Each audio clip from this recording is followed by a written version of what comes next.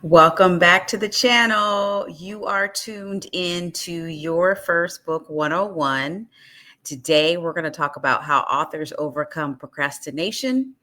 And this is part 3 out of a 10-part series that I just created for you, the aspiring author, the person that has a ton of ideas, but not quite sure how to get them out of your head and onto the paper.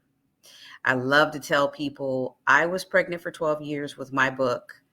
I didn't know the process. I didn't know how to get it out. I was afraid, and I kept waiting and waiting and hesitating until finally one day I decided to go ahead and give birth to that first book baby. And I only have one regret. I wish I would have done it sooner, because as soon as I published that first book, all the doors of opportunity started opening to me. All of the gates of blessings started opening up for me. I started getting interviewed by people that I didn't even know. I started getting reviews from people that I did know. And I started getting a lot of feedback and a lot of support from people who read the book, who were impacted by it. And then I started getting clients of people who were like coming to me saying, "Hey, I like the book. You wrote the book. Good job. But I want to know, how did you do it?" And I was surprised. I thought they were going to ask me something completely different. But the question was, how did you write this book? Teach me how to write a book and put it out in the world so people can read it. And I'm like, oh, wow, that's what you want to know? And that's what started my journey. 2017, I put my first book on Amazon, and sales were slow but steady, right? Reviews were slow but steady. And then I did a couple of audiobooks and put those on Amazon as well. And that was about 4 or 5 years ago. And I just got paid the other day from one of the audiobooks that I produced years ago. And here's the beautiful thing about it. I didn't even produce it. I wrote it, and I had someone else produce it as the narrator. So it's not even my voice, it's someone else's voice. But here I am getting paid years later for something that I created one time. So here is the message for you. Do not be like me. Do not be pregnant for 12 years with your first book. As soon as you feel the baby kicking inside of you, start searching for help. Start searching for somebody that can help you give birth to that baby before it gets so uncomfortable that you're so frustrated and you're so upset with yourself because you just waited too long, right? We get into this situation where we have a lot going on in our lives. Everybody has a lot going on in their lives. There's a lot going on in the world, in the community, in your city, in your town, in your state. There's a lot going on all the time. And so there's never going to be the right time for anything. So what you have to do is learn how to create time. You're going to have to learn how to set aside time. And you're going to have to learn how to respect your time. And when you do that, all of a sudden, you'll be able to get things done that you never, ever thought that you could get done, right? So I have a little story, and then I want to share with you how successful authors overcome procrastination. I'm just going to give you one big idea of how we overcome this problem, okay? Quick story. Back in 2005, I was teaching middle school social studies. I think it was 7th or 8th grade, one of those grades. And I had a bunch of teacher friends, and we would hang out. We'd go to coffee. We'd hang out at each other's houses. We would have slumber parties. We'd have grading parties where we would grade papers together. It was really a lot of fun. And one of the teachers in the circle said to me, "You should write a book." And I was like, huh? I was so confused. I was so just baffled. Like, why would you even say that? And she's like, "Well, you have some interesting ideas. You should write a book." And that was 2005. That's 20 years ago, y'all, because it's now 2025. 20 years ago. And I literally just was like, I I put what she said into the back of my mind. And it actually scared me. That's what happened. I was afraid. I was afraid of the unknown. I was afraid of failure. I was afraid of success, because what if I did do it and it was successful and I couldn't handle it and then I failed, right? All these things bubbling around in my mind. And I wasn't saying anything out loud. I just was kind of like ignoring the fact that she said that to me, and there was some truth in it, because I had imagined myself writing and speaking and being on stage and sharing my story with people, but I hadn't told anyone. So the fact that she brought that out was like kind of like, ooh, she poking me in the eye, right? So I basically made a lot of excuses and I said no. And then a couple years later, somebody else said that same thing to me. And then a few years later, I saw somebody on stage and they were selling their books. And I was all jealous. Like, why does she get to be on stage selling her books? Like, all that was going on in my head. And I was like, wait a minute, I need to stop this. And so 12 years later, 2017, I finally sat down, listened to the other voice in my mind that was telling me, go ahead and write it. Go ahead and publish it. Go ahead and put it out. What's the worst that can happen? Just try it. Do it. Do it. Do it. Right? That I had to listen to that voice, the positive voice that was like, you don't know what's going to happen until you do it. So I put it out and I called my friend from 12 years before, right? The same teacher. And I said, hey, could you read it for me, please? Because I need to know your feedback, because I don't want to put it out without showing somebody something. And so she's like, yeah, let me read it. Took her about a week and a half to 2 weeks. And she called me. She's like, oh, yeah. And I was like, what do you mean? What? Tell me. Right. And she's like, no, it needs some work, and you need to get it edited and stuff like that. But she's like, this story, you have to tell this story. She said, you have to publish this now. And I was like, okay, I'm going to do it. So I did my research. I went to YouTube University. I went to Google University. I figured it out. I read a couple of blogs. I started following a couple of gurus and getting information, gathering information, doing market research. And finally, I just went ahead and put it on Amazon, threw it out, had a launch party at my house, and then put it on Facebook and was like, hey, everybody, I wrote a book. And because I wasn't on Facebook, people from high school and college were like, where have you been? Because I was the kind of person that just went to work, picked up the kids from school, went home, kept my head down, mind my business, right? I was not on social media. It's back in 2017. I was not on social media. I was not really going to any events. It was just home, work, rinse, repeat. That was it. I didn't do anything. I didn't have any hobbies. Really didn't have any friends. Like, all my friends were teacher friends. I was in a bubble, right? I lived in a bubble. And so when I put the book out and people started reaching out to me, I was shocked. I was like, why are these people reaching out to me? Like, what do they want? Like, why are they asking me questions? Who am I? My life is so boring, right? Or so I thought, right? I didn't know what I didn't know. And I wish I would have learned it sooner. I wish I would have gone and published the book in 2005, 20 years ago, right? I would be so much further ahead than I am right now. I would have already created a coaching business. I would have already started hosting retreats for authors. I would have already had a website and a blog and a YouTube channel and website, all that good stuff. All of the things that came after I published the book, like the online courses. I created like a whole university of courses one summer. In one summer, I sat down because I discovered that I'm a content creator. I love creating content. I'm always in the creation mode. And then once I create it and I put it out, I'm done with it. And I move on to the next project.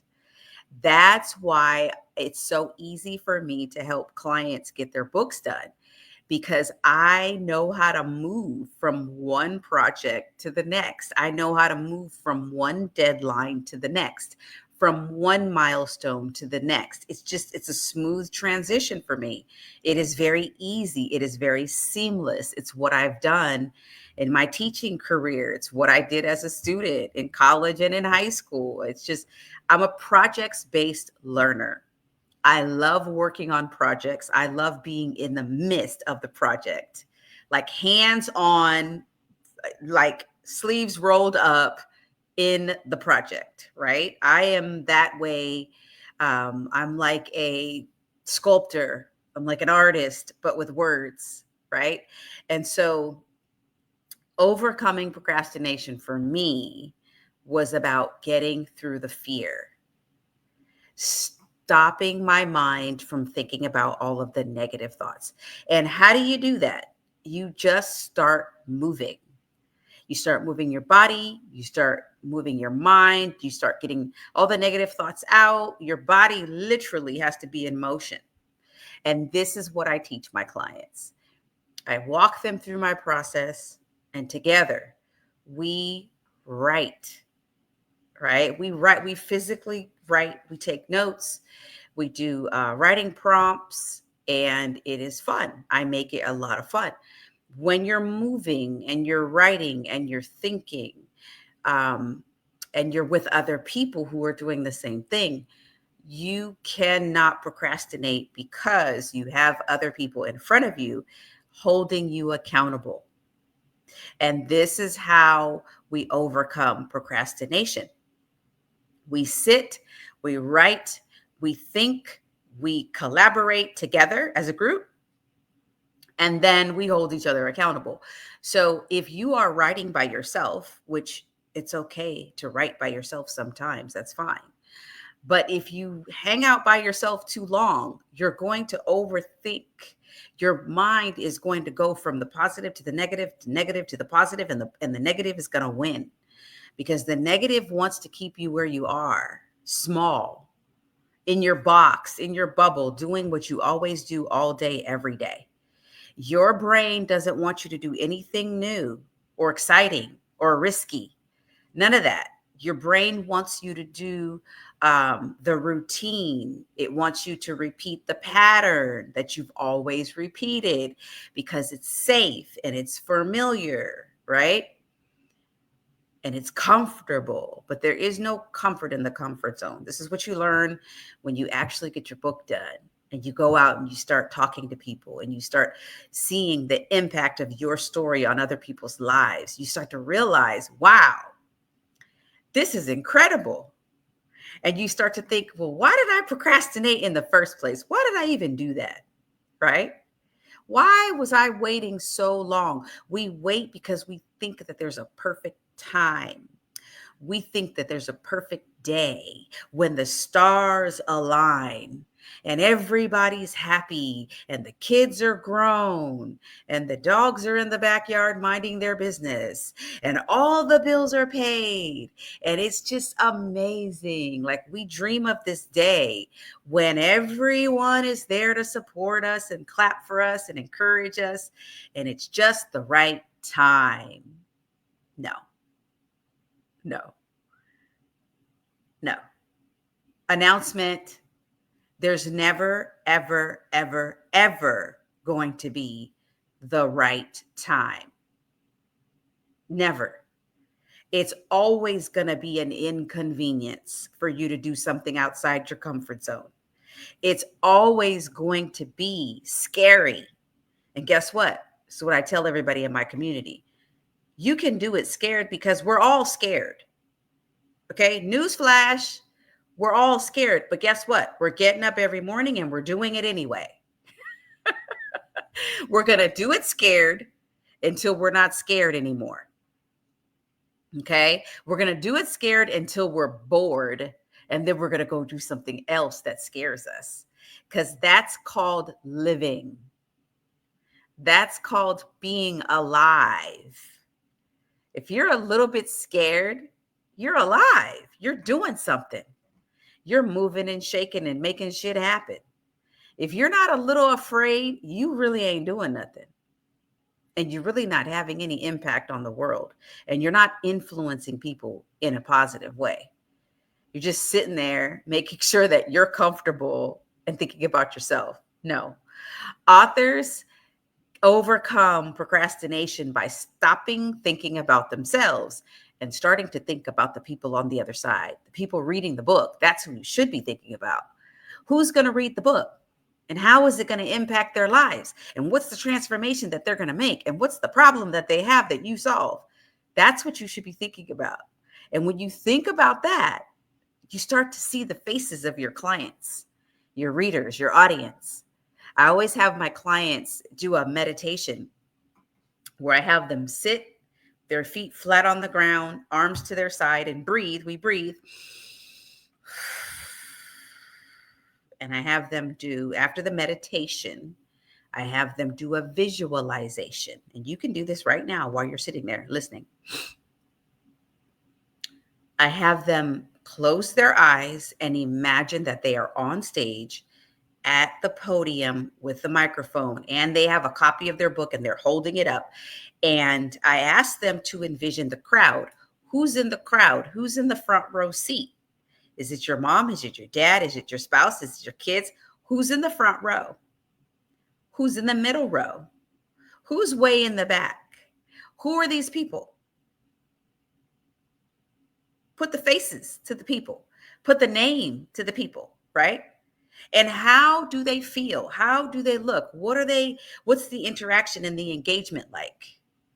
That is the visualization that I have my authors do, because I want them to realize that, hey, this book is not about you. It's not about you. It's about them. It's about her. It's about him. It's about the men, women, and children that will be impacted by your words forever. And once you write this book, you don't write it again. It's like my audiobook that just sold a couple of days ago. I got a check and I was like, what? I haven't got a check regarding that audiobook in a long time. But obviously people are listening to it. They like it. It's getting reviews. It's getting sales. Okay, guess what? I wrote it one time. And I think that was like 2021. So it's 4 years ago I wrote that book. And people are buying it right now.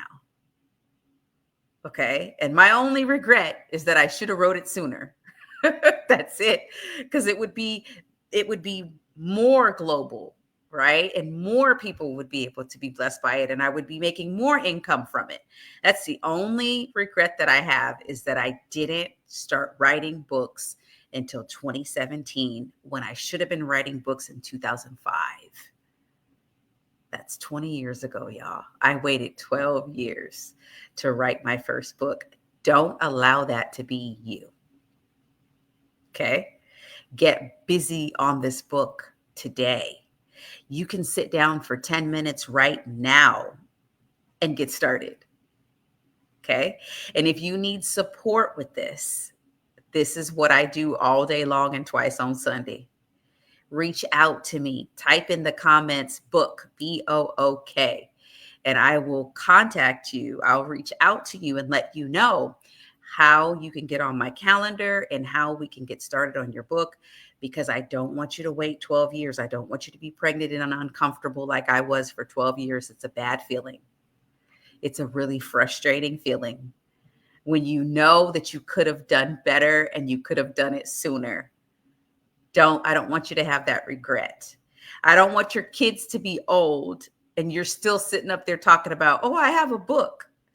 I don't want your kids to have kids and come back and say, yeah, okay, you were supposed to write that book.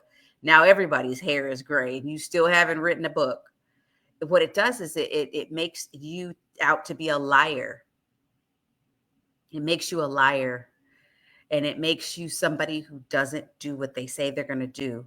So you're going to lack credibility with other people. And most of all, you're going to lack credibility with yourself. And that's what's going to make you feel terrible, is the fact that years have gone by and you're like, wow, I said I was going to write the book and I never did. I said I was going to publish it and put it out and I didn't do it.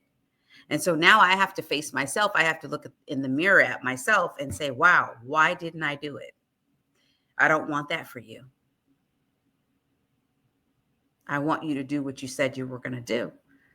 And I want you to do what those folks told you to do when they were so excited because they heard you talking about your story. They heard you talking about it, but you weren't being about it. So let's fix that.